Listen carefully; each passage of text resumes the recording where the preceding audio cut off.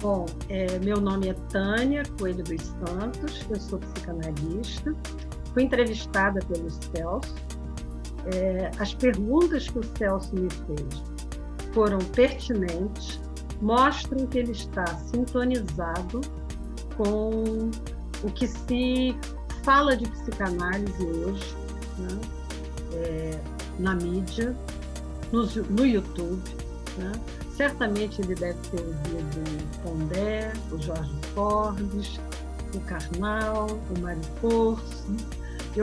Eu, como carioca, percebi uma cultura principalmente paulista da psicanálise, né? Mas o Celso mostrou-se muito sensível, né, ao que se diz por aí e muito atualizado. Oi, pessoal. Bem-vindos de novo ao Quem Somos Nós, que eu costumo dizer que é o Slow Talk semanal sobre tudo que a gente faz, pensa e sente. Se você tiver curiosidade sobre as conversas que a gente já fez nesses 8 anos e tanto, vai no quemsomosnós.com.br, lá tem tudo de todas as plataformas, ou então você vai direto na plataforma que você se sentir melhor, no YouTube, no SoundCloud, no Spotify, etc. Hoje nós estamos num programa especial. Esse programa especial é sobre os 120 anos do nascimento do médico e psicanalista francês Jacques Lacan. Nós vamos falar sobre o homem e sobre a sua obra. Para nos ajudar, e nós vamos precisar de muita ajuda porque é cabeçudo o assunto dele, a pós-doutora no Departamento de Psicanálise da Universidade de Paris 8, doutora, mestre e graduada em Psicologia pela PUC do Rio e membro da Associação Mundial de Psicanálise, professora de pós-graduação em Teoria Psicanalítica na UFRJ, Tânia Coelho dos Santos.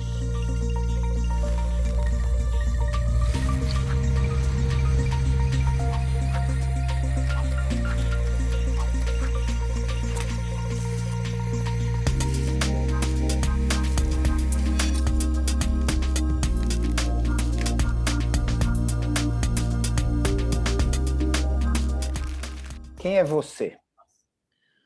Uau! Então, para uma psicanalista é uma ótima pergunta. Com certeza, e principalmente para uma psicanalista que chegou ao divã como analisanda aos 18 anos de idade. São muitos anos. Eu não deixei o divã até hoje. Eu considero que eu terminei a minha análise, mas de vez em quando eu volto lá para tratar os meus restinhos, né? Os restinhos sintomáticos, né? Então, quem sou eu? Eu acho que eu posso começar por aí, né? Uma analisanda de muitos anos, né? Uma analisanda desde muito cedo. Eu procurei a psicanálise como uma neurótica comum, uma neurótica típica da minha época.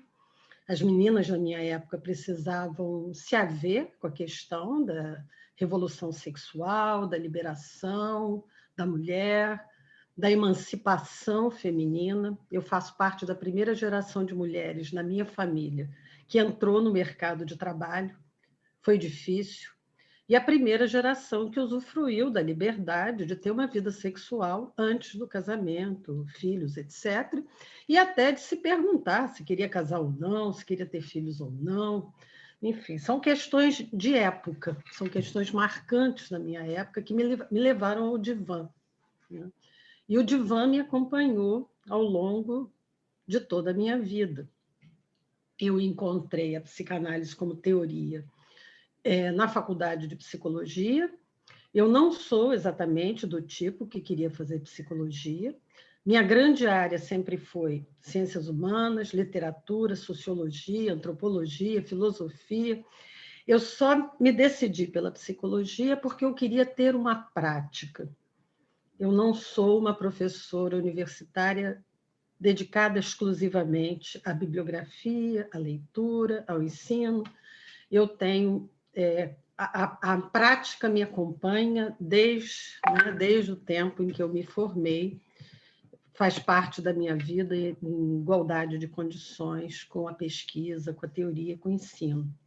Então, eu fui fazer psicologia de olho, né, em alguma coisa na área de ciências humanas que me levasse a ter uma prática.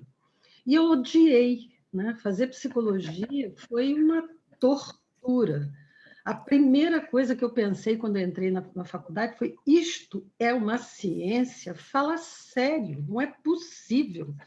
Isso é um besterol, né? Só que parece uma faculdade de administração. Com todo respeito pelos administradores, a faculdade de administração é parecida, porque ela reúne saberes dispersos e aquilo parece que não configura um campo, né, de investigação científica. Eu escapei, indo fazer cursos na filosofia, que me deram um fôlego, até que eu encontrei a primeira disciplina de psicanálise, e foi a solução, né? A obra freudiana me apaixonou de tal maneira que eu passei os anos da faculdade dedicada a estudar integralmente. Ao final da faculdade, eu já tinha lido a obra toda, eu conhecia a obra toda, e eu me formei em 23 para 24 anos. Com 24 anos, 3 meses depois de sair da faculdade, eu estava em sala de aula da universidade ensinando psicanálise. Essa é a minha história, né? Por que você acha que te fez se apaixonar por Freud? Primeiro, foi o único saber científico que eu encontrei na psicologia. Né? A única coisa com rigor, com método, com uma profundidade, né? Arqueológica, né? Sobre a espécie humana, né? Sobre as nossas questões, certamente a psicopatologia. Né? A essa altura eu já me perguntava muito sobre os sintomas, sobre o sofrimento psíquico, justamente o que não ecoa muito na psicologia, porque a psicologia se dedica muito mais ao laço social e à aprendizagem. Né? Só psicanálise é uma clínica, só psicanálise deriva da medicina. Bem, eu sou de uma família de médicos, meu bisavô foi o primeiro catedrático em pediatria da UFRJ. Eu tenho essa coisa da medicina e da clínica na veia, né, da prática. E certamente me encantou, né, pelo potencial, né, de abordagem com inteligibilidade, tratamento, cuidado, né, com a saúde psíquica do ser humano. Tem gente que fala ao contrário, né? Fala que a psicanálise não tem, né, um rigor científico, né, que é uma coisa, um insight que veio lá do Freud, que depois teve várias interpretações, vamos chamar assim. Já a medicina, a psiquiatria teria um lado científico e a psicologia estaria no meio do caminho, né? Como que você vê isso? Olha, eu considero que há muitas distorções nessa maneira de apresentar as coisas. Freud era um médico, neurologista, que se aproximou de poder, né, pensar a subjetividade humana, o inconsciente, no momento em que ele encontrou o Breuer, um amigo dele, psiquiatra, e foi introduzido à clínica, o tratamento da histeria. Durante alguns meses, ele acompanhou uma espécie de residência na Salpêtrière, né? Charcot, né? Um grande psiquiatra, que foi uma inspiração enorme no sentido de aproximá-lo cada vez mais da clínica da histeria. Então, em primeiro lugar, a gente tem que situar a psicanálise na herança da neurologia, da medicina, da psiquiatria. O que Freud introduziu na psiquiatria foi um passo a mais. Né? No entendimento dele, se tratava de construir uma psicologia científica que permitisse abordar o que a psiquiatria justamente falhava em alcançar, que era a causa da doença mental. mas toda descrição psicopatológica da psiquiatria ao longo, né, de muitos anos é útil para nós, psicanalistas, até hoje. A nosiologia psiquiátrica nos interessa profundamente. Não existe esse corte radical entre psicanálise e psiquiatria. Quanto à psiquiatria dita hoje, né, científica, neurocientífica, completamente dedicada apenas à pesquisa de psicofármacos, sim, com esse campo o diálogo às vezes é difícil. Mas, mesmo assim, Celso, eu tenho que te dizer, há pacientes que eu não poderia tratar se eles não estivessem muito bem medicados por um bom e velho psiquiatra não dinâmico, né? Dedicado à psicofarmacologia. O que ia ser de mim sem ele? Né? Claro. É possível. Não, tá certo, é que existe mesmo, né? Um pouco falar, não, mas como não tem o processo científico, né? Existe muito, é um processo das ideias e tal. Tem muita gente que coloca a psicanálise num lugar mais ou menos. Aí teve uma época que o Freud teve em baixa, né? Assim, bem em baixa, né? Ele apanhou muito, coitado. E agora, quer dizer, agora, o próprio Lacan, né, ele refez Freud, vamos chamar assim, né, ele reviu Freud, talvez seja a palavra melhor, e acrescentou algumas outras camadas de interpretação, né? Então, vamos falar um pouquinho da formação do Lacan, que também é médico, né? Também se formou médico e tal, médico legista, que é a coisa mais engraçada, mas é que na época o médico legista era o cara, o neurologista, né? Não é isso? Pelo que eu entendi do que eu li, ele fez neurologia e depois médico legista, né?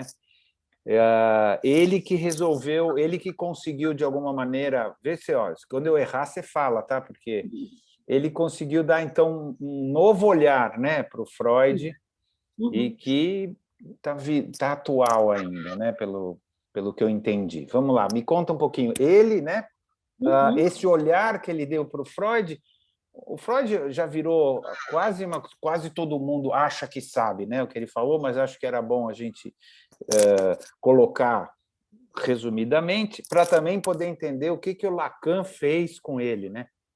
Sim, e precisamos, então, resgatar a dupla dimensão da obra freudiana. De um lado, é uma teoria científica desenvolvida a partir de um método rigoroso de observação, escuta e interpretação de sintomas na clínica psicanalítica. Então, essa experiência é uma experiência de laboratório, porque você pede ao paciente que diga tudo o que vem à cabeça, sem nenhuma censura. Mandamento impossível, todo mundo vai fracassar, e no ponto onde você fracassa, aparece o quê? O desejo inconsciente, que é justamente o que nós queremos colher, interpretar, né? E dar ao paciente, então, instrumentos para alargar a percepção que ele tem dele mesmo, das suas necessidades, dos seus desejos e dos seus conflitos. Então, a psicanálise é científica, porque ela não é uma teoria filosófica. Freud tinha muitos problemas com a filosofia, justamente porque ela era desapegada da relação com a verdade científica, com a verdade que o fato permite prover. E sem essa relação ao fato clínico, né, a consequência clínica, a intervenção clínica, a psicanálise não faz nenhum sentido. Ela não é uma teoria especulativa de maneira nenhuma. Então, esse ponto de partida que eu estou acentuando, eu penso que é justamente o que aproxima Lacan de Freud. Né? Na formação do Lacan, né, não apenas uma grande cultura, né, filosófica, tipicamente francesa, acadêmica, participa da construção, né, de um na capacidade de pensamento, de reflexão e de abordagem dos conhecimentos extremamente lógica, né? Lacan, embora seja difícil de ler, Lacan não se entregava a firulas poéticas ou ociosas. O pensamento do Lacan é rigoroso, o pensamento do Lacan é científico, né? O primeiro retorno do Lacan a Freud, todo o primeiro ensino do Lacan sobre Freud, foi desenvolvido com o intuito de formalizar melhor, cientificamente falando, alguns conceitos que pareciam a ele precariamente desenvolvidos e que precisavam de instrumentos, e aí é o corte entre Freud e Lacan, instrumentos que ele vai procurar no campo da linguística, no campo da lógica, no campo da antropologia, enquanto que Freud dialogava com a biologia, com a química, com as ciências naturais. Então, Lacan introduz novas ferramentas no intuito de tornar esse pensamento, essa teoria, ainda mais rigorosa, né? E ainda mais suscetível, né, de ser avaliada pelos pares, né, de outras disciplinas. Então, Lacan foi responsável por elevar a psicanálise ao campo do diálogo universal, né, com a sociologia, com a antropologia, com a linguística, com a filosofia. Ele alargou imensamente, né, o potencial da psicanálise, né, de influenciar, de conversar, né, de se submeter à avaliação crítica dos pares. Uhum. No sentido, foi um trabalho magnífico. Então, vamos lá, vamos tentar o que na verdade, o Lacan também teve dois momentos, vou chamar assim, clínicos, né? Dois pensamentos clínicos, né? Um mais ligado ao raciocínio do Freud, né? E um outro, pelo menos aparentemente, bastante mais objetivo, né? Assim, no sentido de tentar resolver as questões mais prementes das pessoas, às vezes mais rápido, né? Ver se eu estou resumindo, hein? Então, é bem assim para a gente tentar, porque a coisa é um pouco mais complexa, óbvio, muito mais complexa. Conta para a gente, então, vamos lá. Tem o Freud, rapidamente o pensamento dele, o que o Lacan acrescentou nessa primeira fase, fase clínica, vamos chamar assim, e depois ele teve uma outra fase clínica que, a meu ver, alguém que é leigo, meio quase oposta, não oposta, mas quase o oposto do que ele fazia antes. Conta um pouquinho, e o que isso quer dizer hoje, né? O que isso quer dizer e como que a gente pode hoje olhar para ele? Bom, sobre Lacan, não é possível abordá-lo, abordar seu pensamento, abordar sua prática, sem recorrer a um comentador que é um coautor. Quem estabeleceu os seminários do Lacan foi o genro dele, o Jacques Alain Miller, por acaso meu analista. Né? Tá bem, você está bem de analista.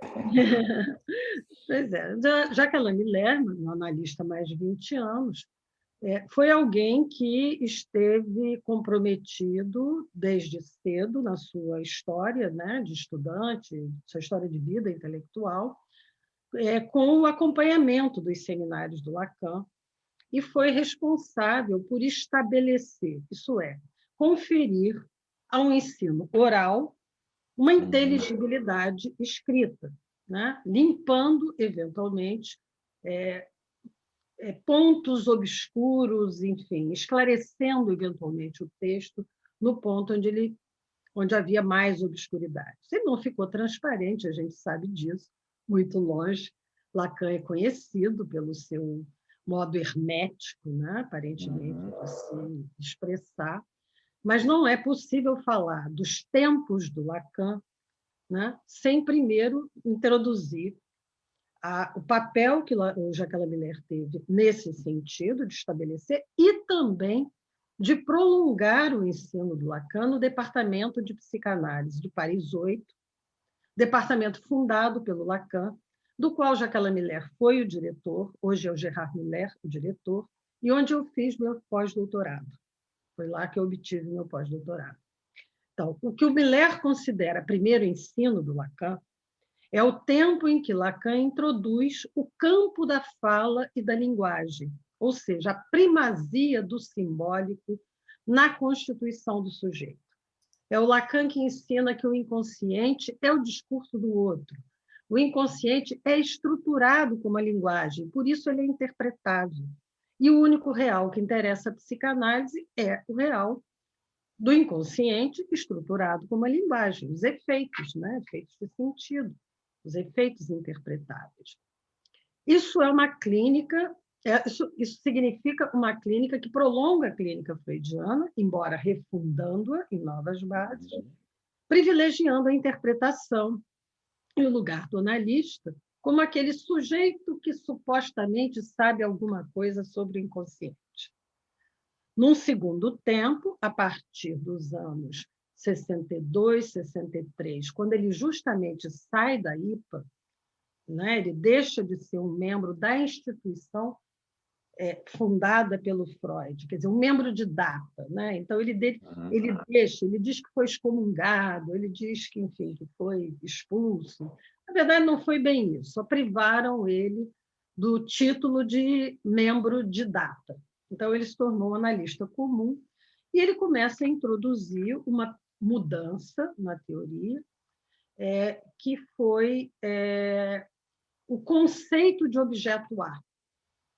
Então, o inconsciente já não é só alguma coisa que você interpreta, mas o inconsciente também é alguma coisa que usufrui, que goza de alguma coisa enigmática. Esses objetos A é que deveriam, então, a partir dessa segunda clínica, interessar o analista. Por quê? Porque são esses objetos que lá nos fantasminhas, nas fantasias do sujeito, dão corpo aos sintomas, né? Alimentam os sintomas. Então, é uma clínica muito orientada para essa questão do gozo, né? Do gozo no inconsciente e não apenas na interpretação. Foi aí que ele introduziu o corte, né, das sessões como uma maneira de provocar mudanças no campo do gozo, né? As mudanças técnicas visam alcançar esta outra dimensão, que ele acreditava que na psicanálise dos pós-freudianos era negligenciada com muito blá, blá, blá. Muita interpretação. Você conhece a piada, né? O sujeito ficou 20 anos em análise, chegou porque fazia xixi na cama, 20 anos depois continua fazendo xixi na cama, mas agora sabe por quê, né? Então, a segunda clínica seria uma crítica ao excesso interpretativo, improdutivo, que não provoca mudanças nos sintomas. Há uma terceira clínica. Essa terceira clínica envolve uma ideia de que o simbólico não tem primazia. Então, quando você fala de alguma coisa que muda, Lacan muda, na verdade, Lacan relativiza a importância da supremacia da linguagem sobre o inconsciente. Ele vai dizer que o inconsciente não é apenas a consequência da linguagem. O inconsciente é real, o inconsciente é pulsional. Então, aí ele volta para Freud quando ele fala isso? Com certeza. Mas ele volta bem mais voltado, porque quando ele fala que inconsciente é a linguagem, ele está se distanciando um pouco. Chega no finalzinho, ele volta para o começo, mais ou menos assim. Ele volta por causa da pulsão, né? Que é uma coisa que, no segunda tópica freudiana, a introdução do conceito de pulsão de morte é a descoberta da compulsão à repetição, de que o sujeito não quer se curar, que tem alguma coisa que reage contra, né, o aspecto terapêutico, o desejo terapêutico, né, que o sujeito se aferra ao sintoma. Né? Então, Freud descobre uma montanha de fenômenos que mostram uma má vontade do sujeito em se tratar. Né? Mesmo que ele finja que quer, né? Mesmo que ele diga que quer. E Lacan, eu acho que, a partir daí, ele vai apostar numa certa vivificação, né, da dimensão do inconsciente. A linguagem não é só o que mortifica o corpo e submete o sujeito, mas é também um magnífico aparelho de produção, né, de soluções, de invenções, de criações. Ele passa a desejar que uma análise produza significantes novos, em lugar de só Olhar para interpretar. trás, né? Olhar para trás e ver por que eu estou aqui, mas tentando resumir, né? Então, de novo, tentando simplificar é assim, em vez de eu ficar olhando para trás, por que eu estou aqui, a hora que eu descubro por que eu estou aqui, não necessariamente isso me cura, né? Que isso era um pressuposto, do Freud, né? Assim, a hora que eu descobri, eu estou curado. Não aconteceu, né? Muitas vezes você descobre e não está curado. E a ideia dele era, bom, vamos então projetar um novo futuro, né? Em vez de ficar buscando um passado. É mais ou menos isso? O que ele diz, na verdade, eu lamento muito. Eu não sei por quê, né? Toda vez que você coloca alguém em análise, as pessoas só falam do papai, da mamãe, da infância, dos traumas. Como eu gostaria, né, de produzir um significante novo, ou seja, um sujeito capaz de enunciar alguma coisa inédita. Mas isso é muito mais um desejo do que uma realidade. Em bom português, né, a gente sabe perfeitamente o quanto um passo assim, né, no sentido de inventar alguma coisa nova, não é alguma coisa que você obtém todo o tempo, né? E tão fácil assim de se alcançar. Uma grande dose de repetição das histórias familiares e do passado é necessário até que as chaminés fiquem limpas o suficiente, né, para que algo novo se produza, né? A gente vive um pouco em espiral, pelo menos por um bom tempo, assim, né? Agora, eu entendi que quando ele, de novo, me corrija, tá?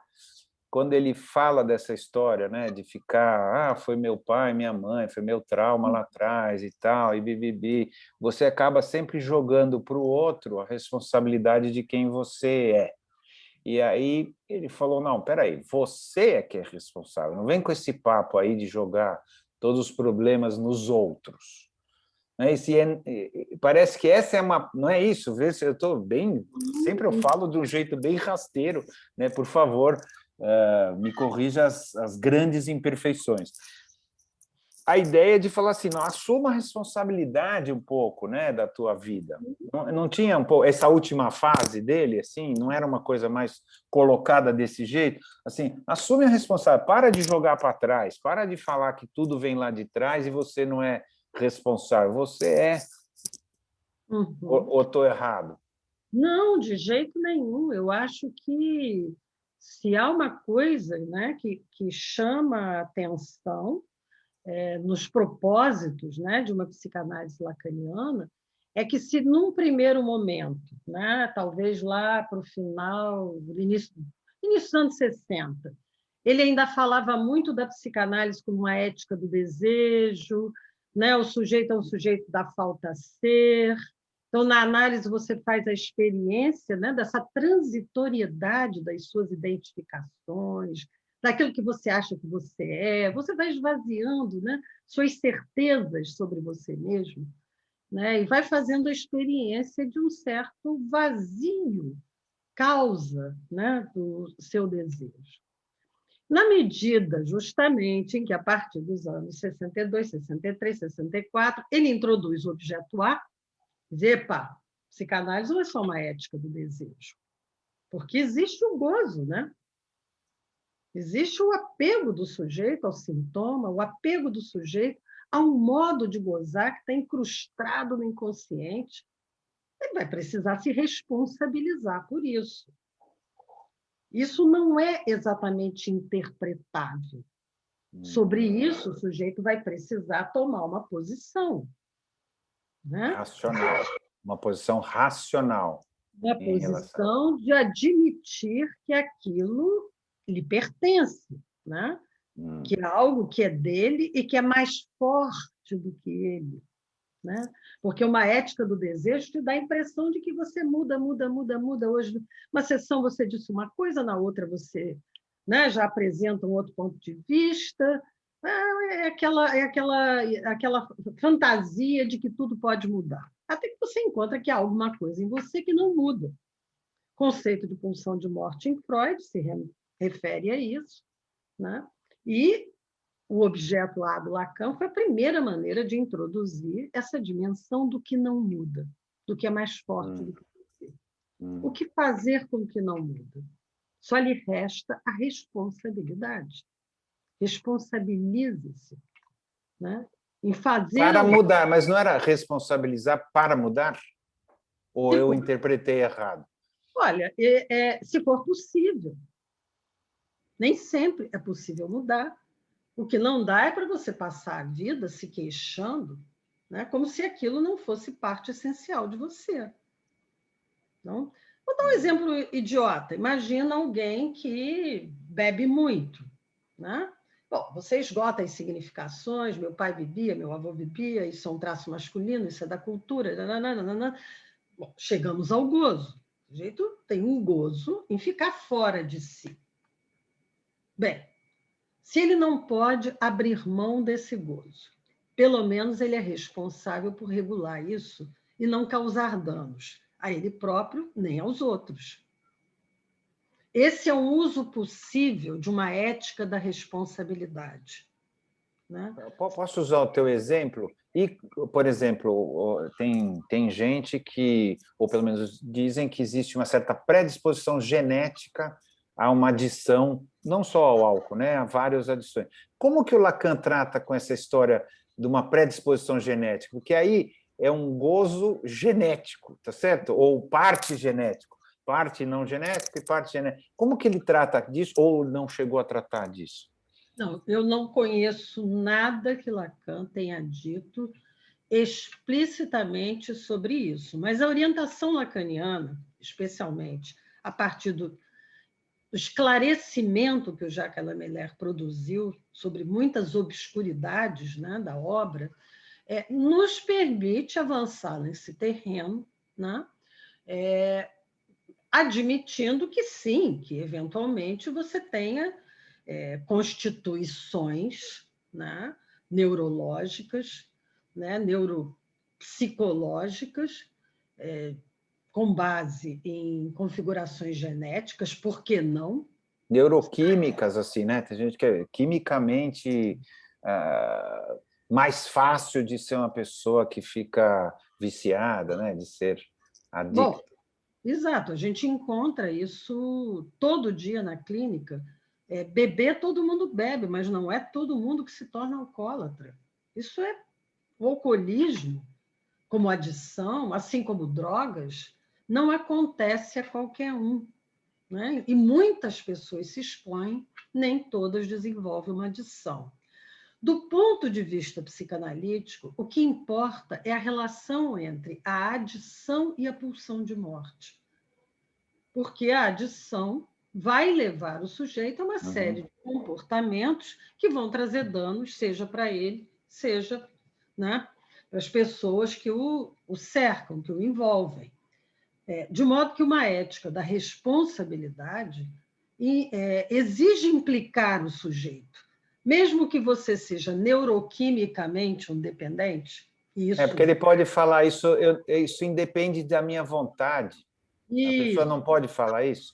Independe da minha vontade. Eu sou constituído neuroquimicamente para isso. Não adianta, eu estou chutando, né? Mas assim, não sou eu, quer dizer, não sou eu, não é o meu pensamento, não é a minha vontade, não é o meu desejo, não é nada, é uma coisa que eu não tenho como mexer, é a minha genética. Como é que eu saio dessa? Muito bem.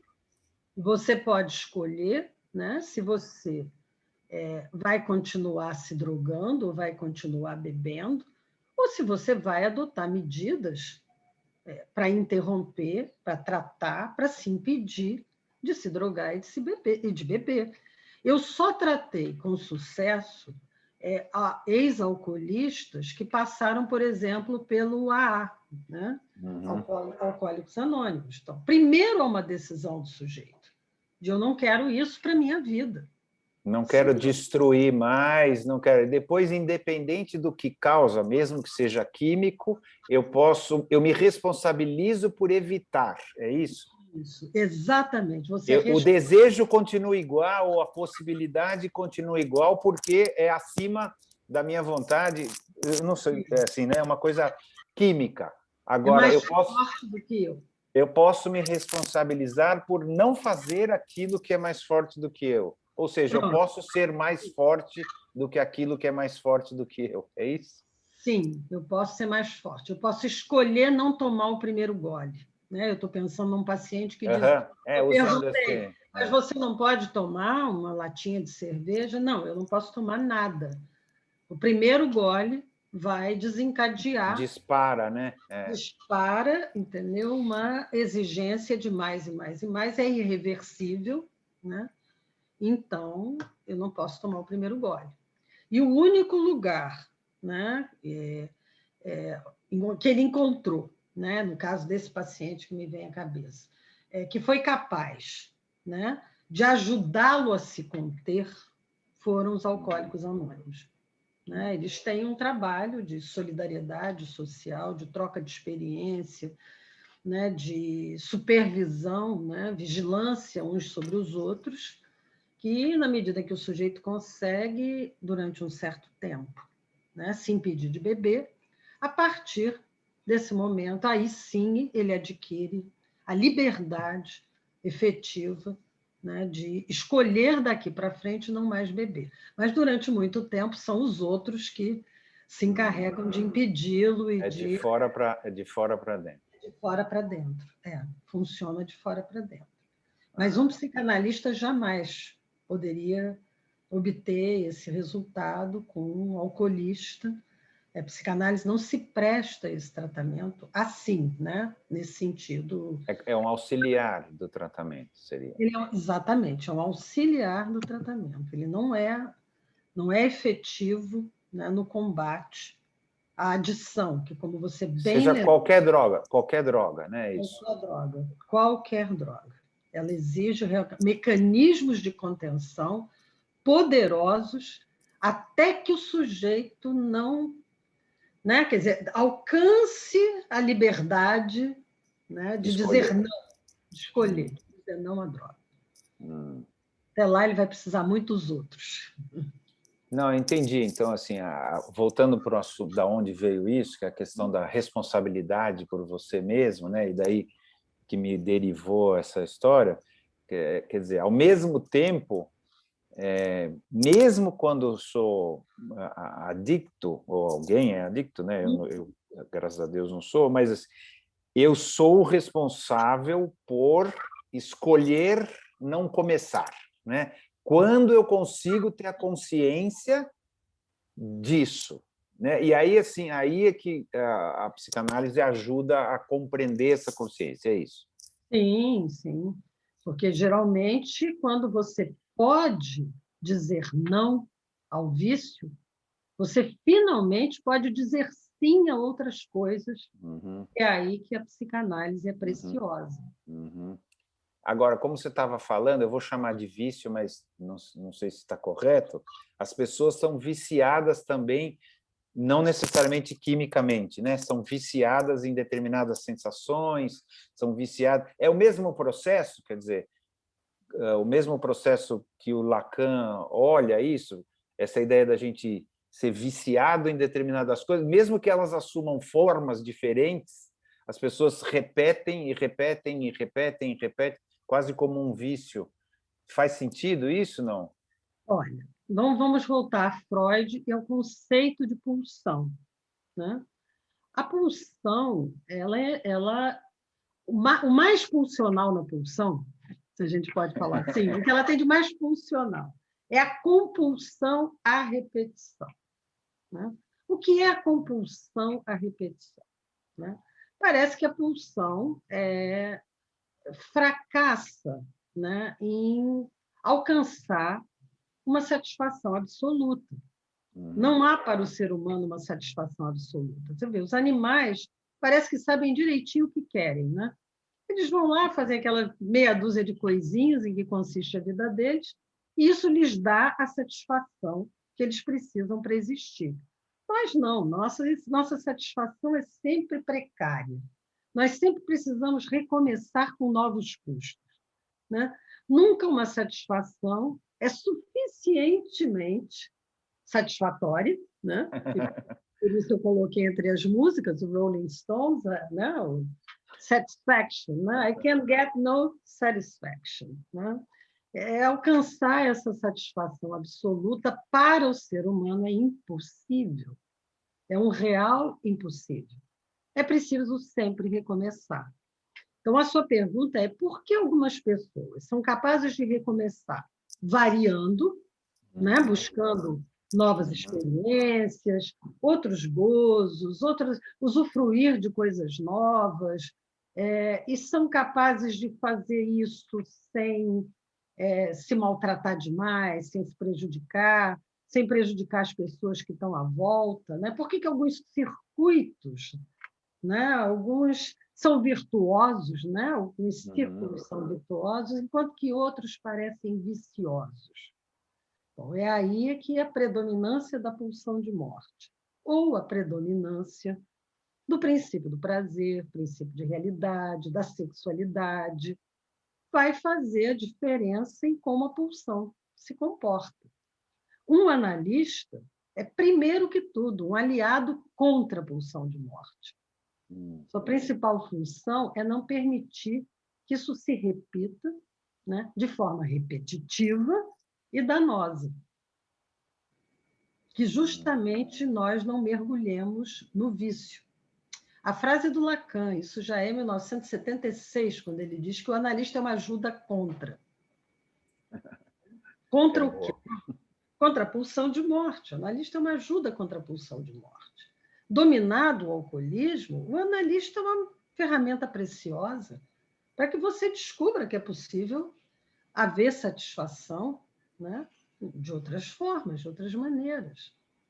Você invente, talvez, outras maneiras de viver a vida e de ser feliz.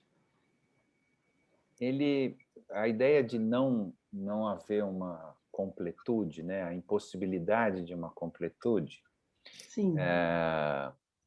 Que gera a tal da insatisfação, gerada também pela nossa ideia de que é possível ter uma completude, que acho que é um pouco religiosa, né? Assim, então, existe uma ideia de que em algum momento a gente vai estar completo, seja, estou falando, existe uma ideia religiosa de possibilidade de estar completo. Como a vida não nos traz isso, né? Na verdade, porque existe essa impossibilidade de completude, fica essa questão interna, assim, eu procuro o resto da vida uma coisa que eu sei não, eu procuro o resto da vida uma coisa que não vai me acontecer, não é isso? E a ideia da felicidade fica sempre adiada, não é? Mas, Celso, olha só, vamos falar de religião. Eu não sou uma pessoa religiosa, mas eu fui criada na religião católica, está aí um assunto que eu conheço bem, né? As pessoas religiosas, pelo menos na tradição religiosa ocidental cristã, justamente elas são ensinadas a conviver com uma satisfação que nunca é plena. Se você pode fazer uma crítica às religiões católicas, cristãs, é justamente por deixarem a felicidade para o paraíso, né? A terra é o lugar do padecimento, a terra é o lugar do sofrimento, da felicidade incompleta. Você tem que aprender a se resignar, aceitar uma felicidade menor em nome de algum valor. E de uma felicidade futura, não é isso? Que eu terei quando eu morrer. Quando eu morrer, eu vou ser feliz plenamente. Então, eu não preciso ser feliz agora. É mais ou menos. Ou eu não preciso ser tão feliz agora e eu posso aceitar que a felicidade nesse mundo é uma felicidade menor. Mas o discurso do capitalismo, a sociedade de consumo, implodiu o discurso religioso.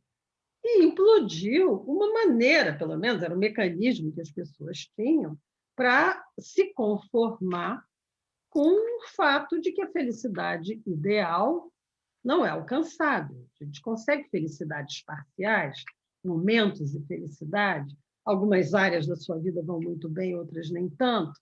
Mas com a implosão do discurso religioso, ninguém renuncia a mais nada, né? Todo mundo quer ser feliz aqui, agora, né? O tempo todo. O tempo todo, o mais duravelmente possível. Bem, então nós entramos numa sociedade que fomenta a adição à felicidade. Né? Essa sociedade de consumo, o discurso do capitalismo, alimenta a ideia de que podemos, sim, ser completamente felizes. Né? Ouse, né?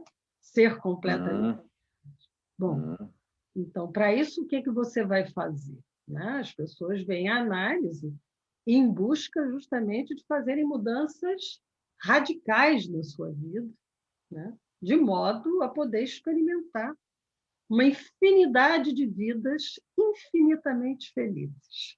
Né? Acabei de citar Pascal, né? Através de Lacan. É Pascal quem diz, né? Algo assim, né? Sobre o nascimento do liberalismo e o nascimento dessa expectativa de uma infinidade de vidas infinitamente felizes aqui na Terra. E já, agora. Não, nós estamos caminhando cada vez mais para isso, não é?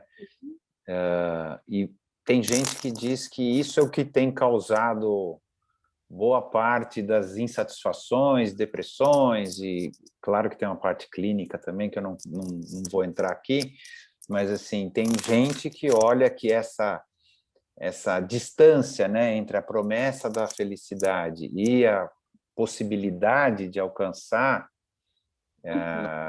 acaba gerando uma tensão interna que muita gente entra em depressão por causa disso. Faz sentido para você? Olha, isso faz muito sentido na minha clínica. Muitas pessoas chegam hoje ao consultório. Bom, eu comecei a atender há 43 anos atrás. Então, as pessoas que eu atendo hoje são completamente diferentes das pessoas que eu atendi há 43 anos atrás. Hoje, indiscutivelmente, é muito mais difícil aceitar, né, que a felicidade plena é impossível.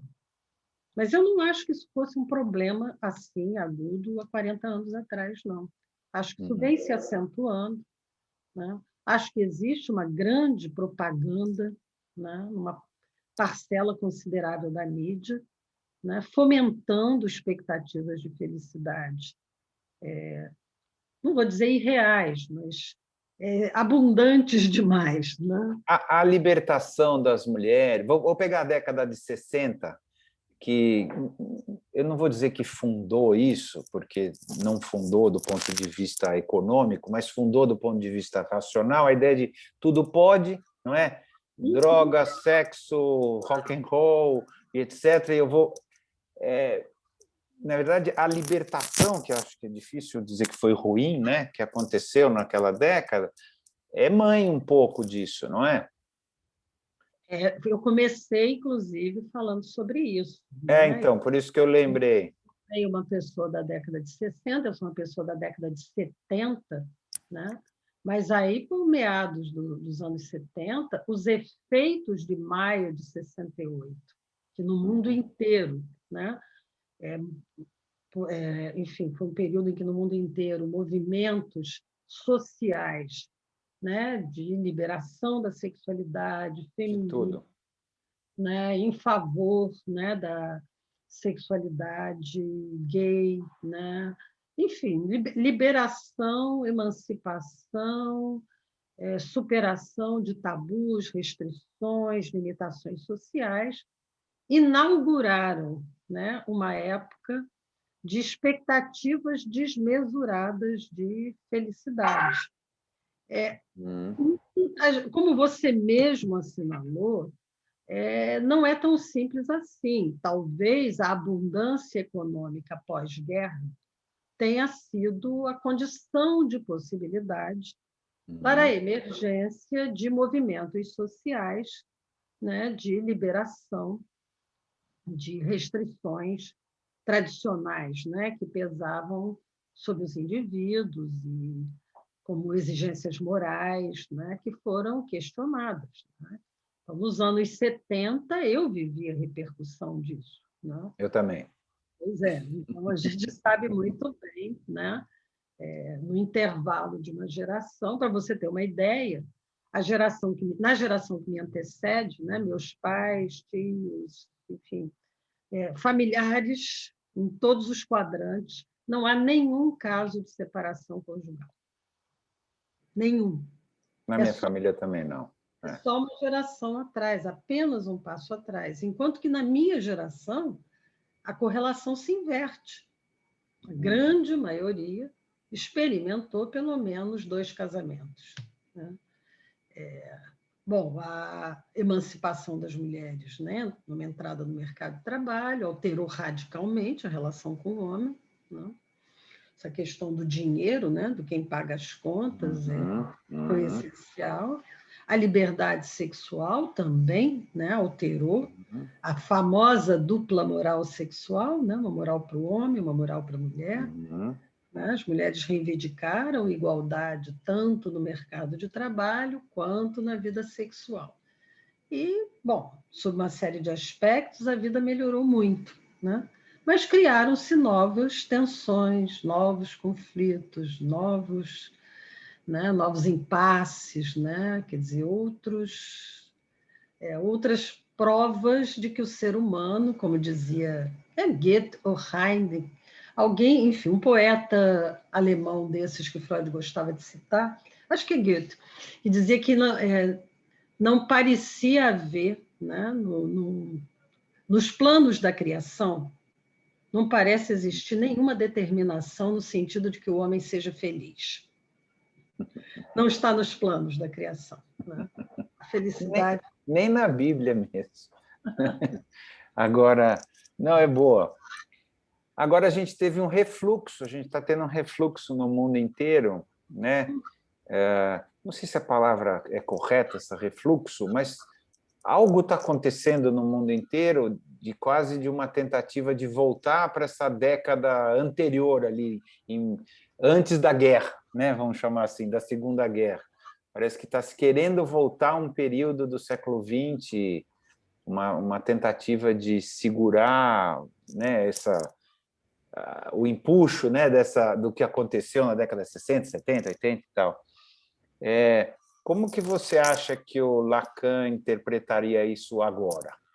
Olhando o mundo agora, assim, tentando se colocar no lugar dele, falando assim, bom, o que ele acha? Ele teve a sorte de não ver isso acontecer, né? Então, não ver isso que está acontecendo agora. Então, o que você acha? Como você acha que ele interpretaria? Há um diálogo muito interessante, né?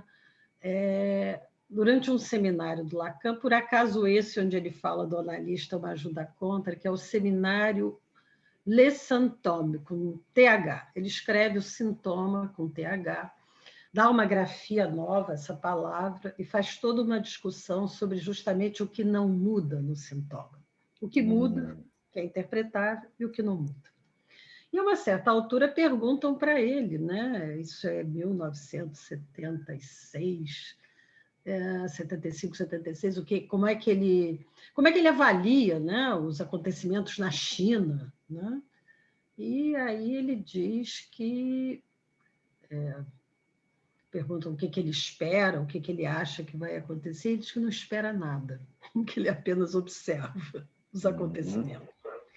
Eu penso que o que é lacaniano, né, é justamente essa renúncia a utopias, profecias, embora Lacan tenha enunciado, muitas vezes, críticas, né? Por exemplo, ao avanço dos movimentos igualitários em detrimento do sagrado da autoridade simbólica, porque ele achava que só ia levar a aumentar o que a gente vê hoje, polarização, segregação, disputa, conflito. Ele suspeitava que o laço social ia ficar cada vez mais sufocante e que, num certo sentido, a ordem tradicional, por mais opressiva que ela parecesse, ela talvez nos poupasse de opressões ainda piores, como a gente vive hoje. Cada palavra que eu estou dizendo para você, eu tenho que pesar, porque a chance de eu ser lacrada, cancelada, né, de dizerem que eu sou isso, aquilo é enorme. Né? Qualquer coisa que você diga é passível de criminalização, judicialização. Ao mesmo tempo, mas ele pregava que a gente devia ficar onde estava? Porque também um pouco, ele era um conservador nesse sentido. Eu sei que ele tinha uma questão contra os, não contra, mas colocava a homossexualidade como um desvio, né? Assim, que hoje é uma postura bastante conservadora, né? Olhando assim, ele era um cara que achava que a gente não devia, então, libertar essas... não estou falando só do homossexual, estou falando um pouco de tudo, libertar a variedade do que é o ser humano e tal. Olha, você fez uma pergunta muito, muito sensível, né? Eu escrevi recentemente um artigo que se chama justamente O Estatuto da Lei e do Estado de Direito no pensamento do Freud e do Lacan. E eu tomei da Elizabeth Roudinesco uma expressão que eu gostei muito, né? Ela chama Lacan de um conservador esclarecido. O que é a postura, né, de um conservador esclarecido? Em primeiro lugar, né, é alguém que acredita que há estruturas fundamentais que organizam o laço social.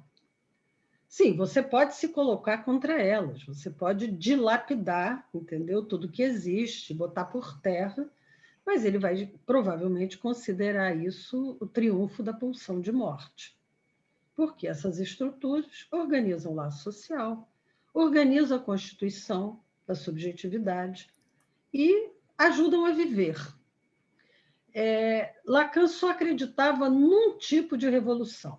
Ele diz literalmente, eu estou repetindo, eu não estou criando, justamente em Vincennes, né, ele faz um discurso, ele diz que a única revolução que ele acredita é a revolução freudiana, porque não existe outro caminho para a mudança. Quer dizer, se mudanças são possíveis, o caminho é o tratamento da singularidade de cada um, jamais pela via do movimento social. O movimento social coletiviza, né, sufoca as diferenças, né, e tende a produzir o que ele chamou de ordem de ferro, né? O supersocial, uma nova ordem de ferro. Você não está mais submetido às estruturas tradicionais, mas hoje você tem os grupos identitários.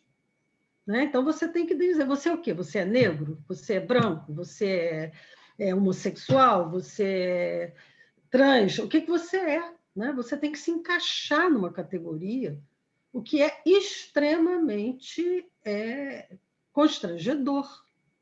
Né? Eu tenho, enfim, por acaso, um paciente homossexual que se recusa a andar por aí declinando sua orientação sexual. Por quê? Porque a minha orientação sexual não me define.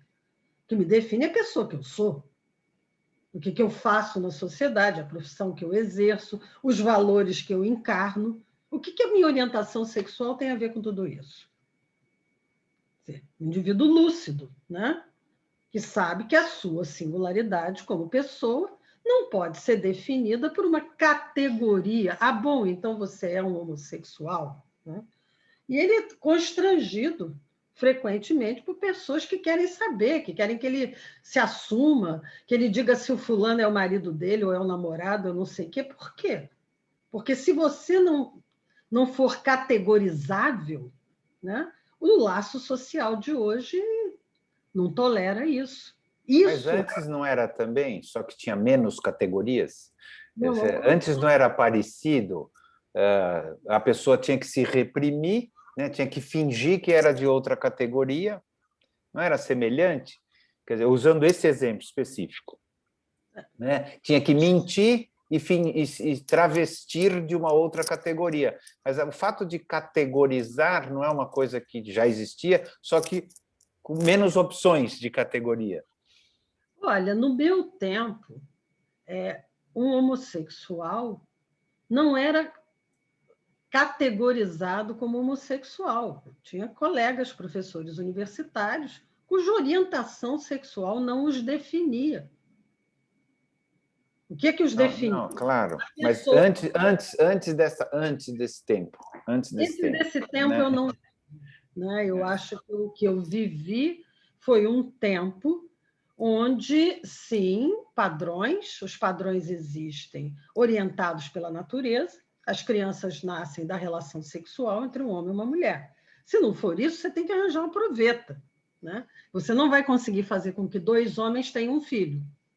Mesmo que você arranje uma barriga de aluguel, o filho será de um dos homens com a mulher, não será dos dois. Isso é biologicamente falando.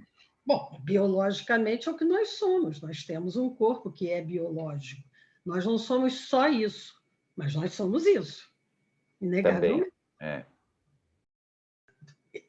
De saída, é o que nós somos. Mais do que isso, é a linguagem, a cultura, enfim, toda a plasticidade que esse campo nos oferece. Mas continuamos tendo um corpo. Se eu quiser dizer, mas eu sou um homem num corpo de mulher, eu vou ter que operar meu corpo para mudar o meu corpo. Ele não vai magicamente deixar de ser um corpo de mulher só porque eu digo que eu sou uma mulher, que eu sou um homem num corpo de mulher. Você entende o que eu quero dizer? A realidade biológica, ela não é ultrapassável. Quando a gente fala de padrões, a gente está falando desse básico, né? Que é a nossa realidade biológica. A orientação sexual, a gente sabe que não é natural, ninguém nasce homem, ninguém nasce mulher, isso não existe. Só os evangélicos acreditam nisso.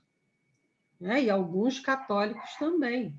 A gente sabe que você precisa de uma família, de um pai, de uma mãe, de passar pelo complexo de Édipo, pelas fantasias sexuais infantis, para adquirir uma identificação sexual. Então, isso não é natural. Então, quando Lacan se colocava assim em relação aos homossexuais, não era por preconceito, é isso que as pessoas não compreendem. Não era a defesa do padrão. O que ele dizia é que o homossexual não compreende que o pênis é uma coisa, o falo é outra coisa. O falo é o fluxo vital, não é o pênis. Porque um homem, quer dizer, ele questionava a posição em relação à diferença sexual. Não era a opção sexual que era um desvio. O desvio era conceitual. É uma dificuldade com o conceito de falo e de pênis. Então, eu acho que é um diálogo difícil, né, muitas vezes, a respeito dessas questões, porque a pressão da sociologia americana é tão grande, é um rolo compressor que hoje não deixa espaço para nenhum outro discurso que não seja o da Judith Butler, entendeu? Se você não concordar com a Judith Butler, você é retrógrado, conservador, preconceituoso, homofóbico, e mais o que os nomes, os insultos, né, que daí derivam. Então, é complicado, porque quando a gente está falando em psicanálise, você está falando em constituição do sujeito, que não nasce homem, não nasce mulher. Ele nasce com um corpo de homem, isso não tem jeito, com um corpo de mulher. Como você chega a se tornar uma mulher? Como é que você chega a se tornar um homem? E como você, eventualmente, é um homem que gosta de um homem? Ou é uma mulher que gosta de mulher? Ou é um homem que se sente feminino? Ou uma mulher que se sente masculina? Isso são consequências né, da sexuação, que é alguma coisa que acontece entre 0 e 5 anos. Ninguém nasce assim, não. É tudo adquirido. Heterossexuais são tão adquiridos quanto homossexuais, como qualquer outra categoria. Tudo adquirido.